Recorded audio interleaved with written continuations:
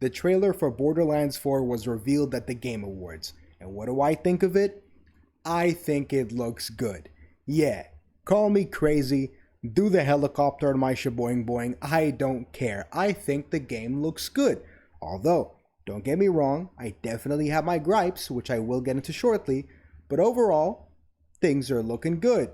Before I talk about the trailer, allow me to have a small but rather reasonable crash out. I want to call out a certain group of people.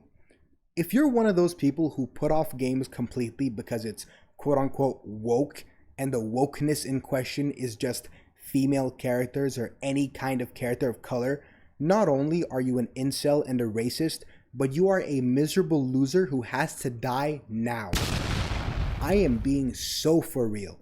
I am probably gonna censor some of this shit, but you fuckers are a cancer in the gaming community. How in the f do you even enjoy games, let alone enjoy life? It must be so tiring being a miserable bum all the time like it's a job.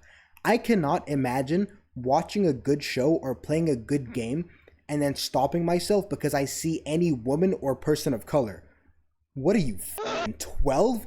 Grow the up. I am being so serious. You people suck. Anyway, I'm sorry you had to witness that, but someone had to say it.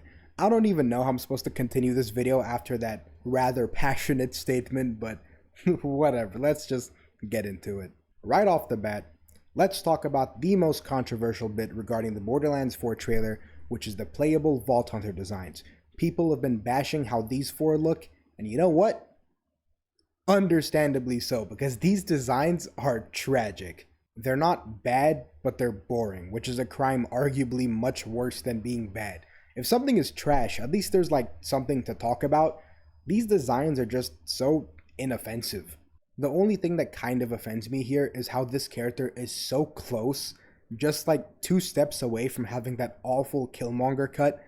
Like, brother, African Americans have some of the most creative hairstyles. Why do designers insist on using this singular cut? It pisses me off. But that's a whole other topic in itself. Anyway, I did see this Epic NNG tweet though, and he does make a good point. One of the main reasons these designs don't look that great is the strange lack of color, which is such a sad thing to say because this is the same franchise that brought us Wham Bam Island, and that place is nothing but color. I have to say, by far the most disappointing thing about these designs is that there's no wildcard character. Other than Borderlands 1, there was always at least one character which just isn't human, or as far as we know, isn't human. Borderlands 2 has Zero, the pre-sequel has Claptrap, Borderlands 3 has Flak. Borderlands 4 doesn't have that one standout character. It's the 3 dudes and a siren, man, come on. Honestly though, despite their rather lackluster design, that doesn't entirely determine how likable these Vault Hunters can be. For example, in Borderlands 3, Moze. On the surface, she is just a soldier lady with a mech. Cool, simple, nothing crazy. Other than maybe Amara, in my opinion, she stands out the least. But surprisingly, her personality is super charming, and her gameplay is fun, well-rounded, and explosive. And I mean that last one, literally. So I'm not going to fully judge a book by its cover, but if these Vault Hunters don't make up for their design and personality and gameplay, then that's going to be a big problem. Moving on. I've seen some people on Twitter saying that Borderlands has been losing its style, which I don't fully understand. This is still very much Borderlands, and you can see that clearly, especially with some of these ridiculous gun designs, which, let's go ahead and talk about that actually. Honestly, I'm really surprised they didn't reuse Borderlands 3's gun designs because the guns in that game had a lot of detail. Granted, way too much and some absolutely unnecessary detail, but it definitely was there. Part of me does wish we went back to Borderlands 2's simpler designs and structure, but something about them going all out and making the anatomy of these guns even more utterly nonsensical, I find kinda charming. From what was shown in this trailer, it does seem that Borderlands is now far from what it once was. Pandora is no longer the main focus, the universe is expanding, we're going from planet to planet like in Borderlands 3, and I can understand why some people wouldn't enjoy this, but honestly, I don't mind it. Borderlands 3 gave us a taste of what going from planet to planet would be like, and I absolutely loved it. I do hope that in Borderlands 4 they at least balance out how much attention is given to planets so we don't get another Athenas situation. That is still my favorite planet in Borderlands 3, and we only have a single linear map for it. Yet Eden 6's disgusting swamp-ass map gets like half the story. Athenas is just straight up so beautiful, man. Say what you want about Borderlands 3, but some of these maps are jaw-droppingly stunning. Kinda reminds me of Wonderlands. That game was its own tragedy, but man, it also was visually stunning. One of the many examples of amazing art direction. Anyway, let's talk about the new villain, the Timekeeper. Not much was shown of him. There was this cool shot of him powering up with the vault. But honestly, what makes me the happiest about this villain is, man, at least we're not getting two paint-huffing, insufferable Twitch streamers. Thank God. We have enough characters in the Borderlands universe who spam quippy one-liners and don't know how to shut their damn mouth. I hope this villain is a man of few words. That would make me so happy. Although, don't get me wrong, I do still want them to be present and to be a constant threat, but without being annoying, which is definitely a big ask for the Borderlands writers, but I really do hope this is something they can deliver on. As for the inkling of gameplay we were shown, I have to say, it's kind of sad that we aren't getting melee weapons in this game. Wonderlands showed us what that could have been like, and it wasn't that bad. The game just wasn't properly designed around it.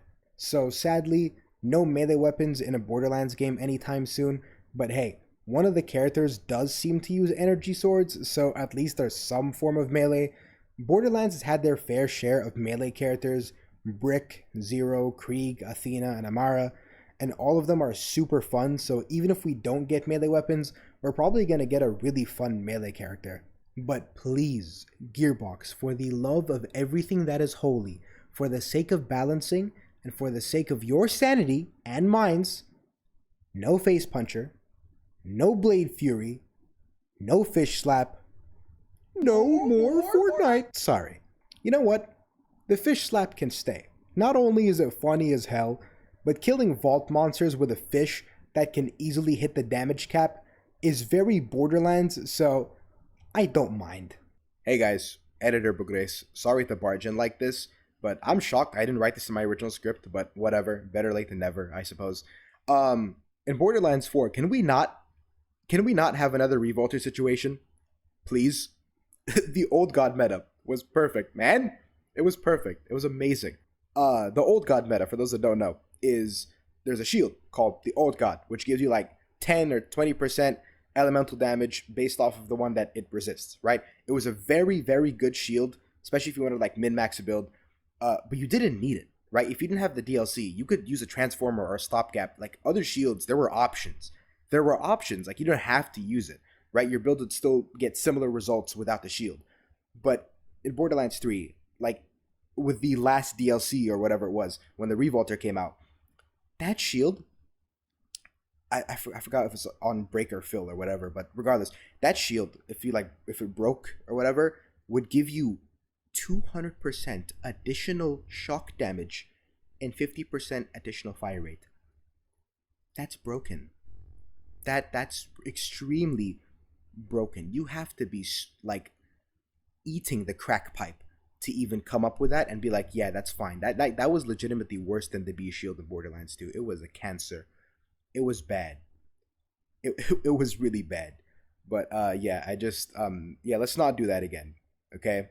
Just learn from the Old God meta, because that was fun. That was actually fun. Anyway.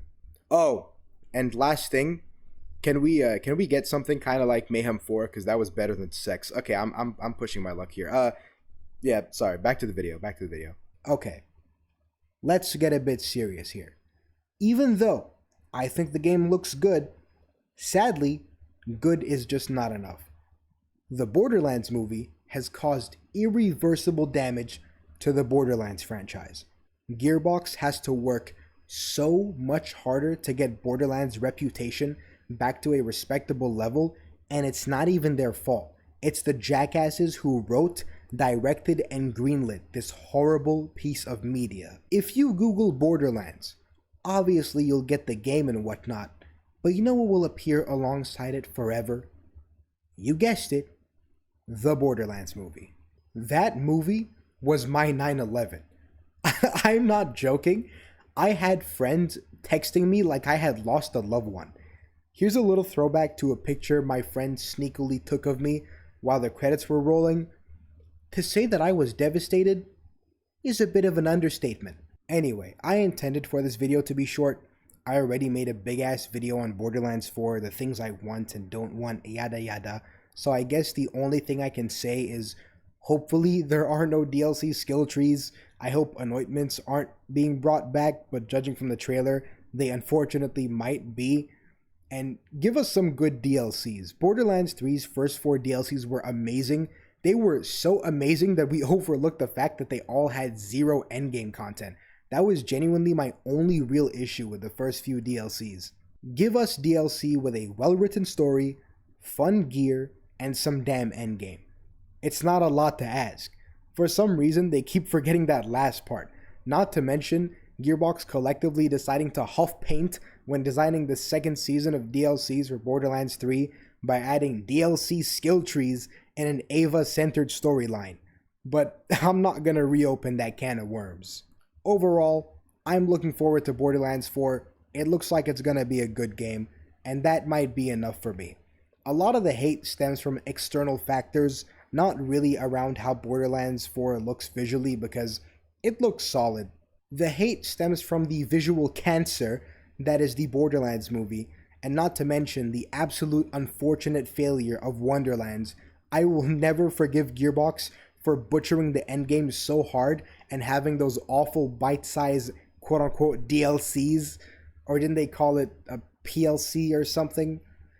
Man, PLC's my hairy ass. I'm only excited for Borderlands 4 because I'm huffing some serious hopium, and I'm a massive Borderlands fan in general, so I'm obviously a bit biased no matter how hard I try not to be, but whatever. Hopefully this game turns out good. If it doesn't, we can always play Borderlands 2 and 3 for another decade. Anyway, that's all I have to say about Borderlands 4. Like the video, subscribe, leave your comments, thoughts, criticisms, whatever in the comment section. Follow the socials in the description. And yeah, that's all. See you guys next time. Bye bye. I didn't realize that it shows you the duration of your action skill in the middle of your screen. There's no way you just realized that now. What? What's up?